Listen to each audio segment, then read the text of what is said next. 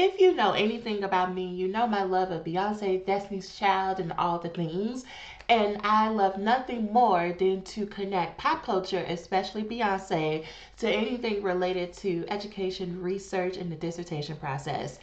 I am going to be sharing with you the 5 lessons that you can take away from the Renaissance film that will help you finish your dissertation faster and with more ease. And if that is of interest to you, please stick around and watch the rest of this video. I've been a fan since 1997, since the Get on the Bus soundtrack, and I have never wavered from being a fan of Beyonce. So if you ever want to, talk and dissect and do all the things, I'm your person. Let me know down in the comments. But let's get right into it. Number one, you are the visuals, baby. Here's what this lesson is all about. Beyonce made it very clear for the Renaissance album and for the tour, for the movie, that it was all about the fans. Her reason for doing this tour, going all out, preparing for 4 years for the show, was for the Beehive, for the fans. And she took special care throughout the concert itself to get so much footage and pictures and whatnot of the actual fans. She gave clear instructions about wearing silver to the concerts, and there was a camera crew everywhere. When I was at the concert, there was a camera crew everywhere, and it was very clear that you have signed your rights over because you might pop up in the film, and people came out in their best. And the reason why I'm sticking on this is because Beyonce has been going formally for 27 years. That means over the 27-year process, she has had to find reasons of why she should keep going, even when things are hard and they're not working out, and people have canceled her because they have canceled Beyonce multiple times. Now, you would have to be a Beyonce stan to know that, because they haven't been canceling Mama really lately, but they canceled her, especially early on in her career. But we could talk about that later. She had to find a reason why to put in all of this hard work to make this Renaissance tour possible. And when it comes to you, your dissertation, your work, do you think about your career over the long term? Do you think about what are going to be the reasons and how are your whys going to evolve over time to keep you going? Even thinking about you as a student, your why for wanting to become a doctor at the beginning of the program, I'm willing to bet it's not the same reason as why you want to become doctor now. Because if I think about me going into my first year, I was like, oh my gosh, I'm going to do all this research and contribute to the field, and that's my why. Listen, by the time we rolled up into that dissertation and I had 2 months to do the entire thing, I was like, the why is just getting to the other side. The why is the point that I'm going to be able to say, I did it. I did it in 2 months and I did it well. And that is what I get to say every day. So what is going to be your why? You don't think about the why you had at the beginning. What is your why for right now that's going to get you to the other side? Don't try to think of a reason that's cute or a reason that sounds very serious. Whatever the why is, it is. If you want people just to call you doctor, you want them to choke on their words every time they have to say Dr. So and so, that's more than enough to get you to the other side. The most important part here is that the reasons that you identify as to why you want to become doctor, they have to be true to you, and they have to be the things that's going to get you up in the morning. It's going to help you sit down and write words on a page when you don't feel like it. And so for Beyonce, it was the fans. What's your reason? Number two, people just don't want to practice these days. They don't want to put in the work. Shout out to Homecoming. I know that's not from Renaissance, but I had to bring it in here because Beyonce has been preparing for a Renaissance for 4 years. In the movie, she talks about how this was a 4 year process and that most of that 4 years were 12, 15, 18-hour days by all involved. Think about that, 4 years, an average of 15 to 18-hour days. Are you willing to put in that level of work for your career as a doctor? Or are you only interested in the title and the clout that you think comes with it? Because let me tell you something, beloved. it ain't that much clout. You're gonna have to put in some work if you want to be like the people you see on the Twitters.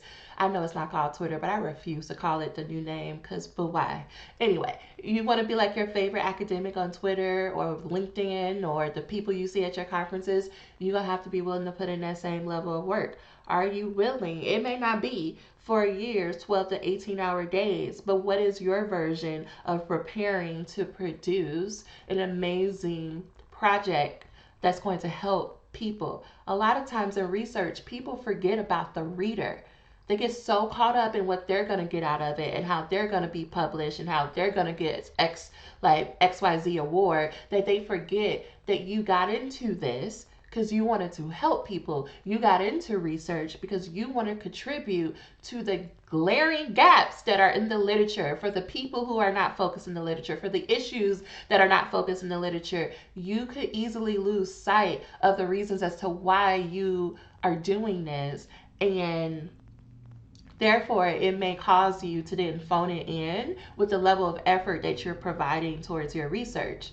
If you really want to be the best of the best, you're going to have to be willing to do what the best of the best do. And that means putting in time, putting in patience, being willing to work day in and day out over years in order to see what the end product is going to be. Beyonce put in 4 years of work, not really being sure how people were going to receive it, right? This album is so different, such a departure from the other albums that she has released, that she didn't know if it was going to work. She didn't know if people were going to hate it, but she still showed up and put in the effort to put it out, not knowing. And you have to be willing to do the same thing.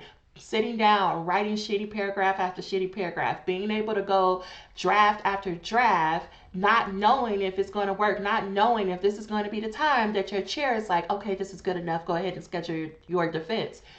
This goes back to number one, remembering your why, because when you get to draft number 5, number 6, number 7, you're like, we're still not done. That why is what's going to pull you forward and keep you going, because y'all, you're going to have to write multiple drafts. That's just the reality of it. Is you need to learn to appreciate the process and stop focusing so much on the end outcome, because it's not going to be what you think it's going to be. It all comes down to the process.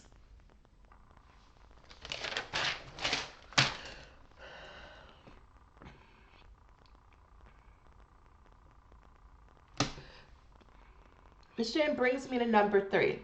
You need a team, you need a squad, and you absolutely need a blue ivy. We all need a blue ivy, okay? Blue ivy was fighting for us behind the scenes.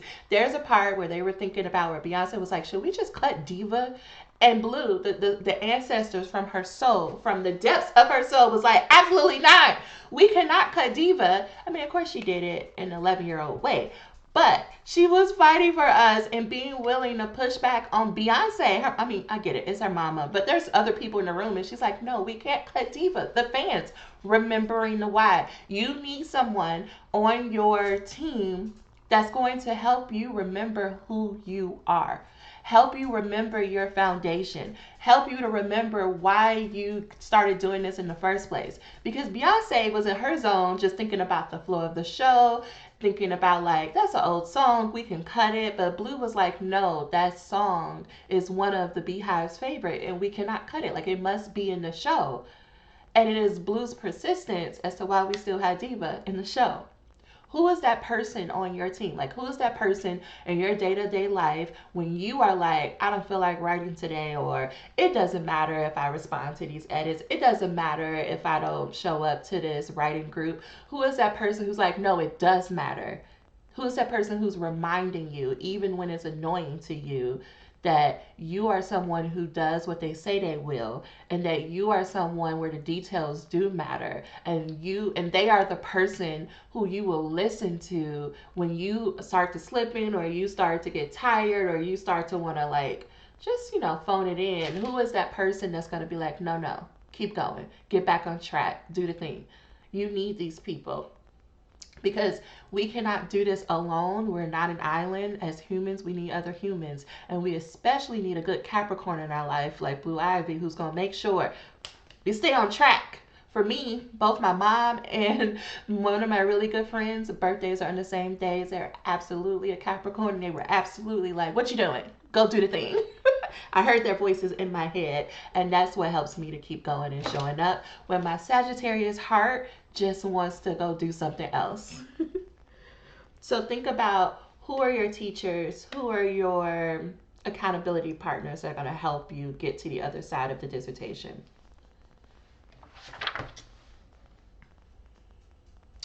Number 4, mastery requires repetition. Beyonce has been singing the same songs for 27 years. Let me play it back. Beyonce has been singing the same songs for 27 years. Like, she has been singing Bills, Bills, Bills, Bugaboo, Survivor especially, for a very long time, multiple times a day for multiple years. And you don't even want to rewrite your draft a second time. Let that sit. If you really want to become a top person of your field, you want to be known for the area of research that you conduct, you're going to have to be willing to develop a mastery at it. Meaning, you're going to have to be willing to repeat actions over and over until you improve, until you start to work out the nuances, the details of that practice. Thinking about the practice of research. Do you love researching? No, seriously, it's a real question. Do you love to research? Do you love the process of researching? Do you love coming up with, like, identifying gaps and problems and doing literature reviews? Do you love writing drafts over and over? Do you love talking to people and collecting data and analyzing that data? Do you love writing it up? Or are you only interested in a moment when you are presenting at a conference or you have a publication that comes out? Now, I'm not here to judge you. I'm just really asking you to consider, are you more concerned about the process or are you more concerned about the end outcome? Because if you want longevity, you're going to have to fall in love with the process of research. Otherwise, find you something else to do that you do love. And then number 5, your loved ones do not care that you decided to become a doctor. Like, of course, they're proud of you and they're going to cheer for you at graduation. But here's the thing, they do not care about you becoming a doctor in terms of the process. They care about being able to spend time with you.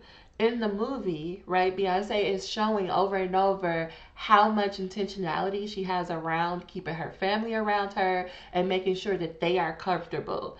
Right? Every dressing room, no matter the city, the state, or the country, looks the exact same so that kids can have continuity, so she can have continuity. After every show, she would fly back to Friends so her kids would have the same house, the same pool. They could be outside. They can be kids because her kids don't know that she's Beyonce and they wouldn't care. They care that their mother is around and that she's spending time with them and that she's present. And so Beyonce has focused a lot on, how can I make sure that I'm able to do those things? When it comes to you and your dissertation, how are you nurturing the relationships that are most important to you? Now, every relationship is not going to get the same level of attention or time, but for those key core people, how are you ensuring that you are nurturing them? How are you making sure that your environment, your weekly routine has space in there for the people? Because they are understanding that you are working towards this big goal. But here's the thing, whenever you show up to a family event or you call them on the phone or they see you face to face, they have so much worry and concern because you don't look happy. You look miserable. And they are probably silently questioning, is it even worth you becoming doctor? Is becoming doctor worth your sanity, your health, your joy, your vitality? That's what they're saying, but they probably won't say it out loud because they love you and they know how important it is for you. There's 2 things, I guess, in this, what I'm saying. Number 1, remembering to nurture your relationships and be willing to explain to them, this is why I'm doing this. This is what I love to do. I'm doing something I want to do. But then number 2, you have to be willing to have that conversation with yourself and be honest with yourself. Do you love this? Is this what you want? Or are you only doing it out of some form of old trauma or survival? That is definitely something for you to think about, because Beyonce can't have a 27-year career if on some level she doesn't love it. Because we got plenty of examples of people who did not make it to 27 years, or if they made it to 27 years, they were in trouble. So think about that. that is all. I would love to know which one of these resonated most with you, what you think of this, and let's continue the conversation below. You can check out all the links, and I'm going to suggest that you watch this video over here.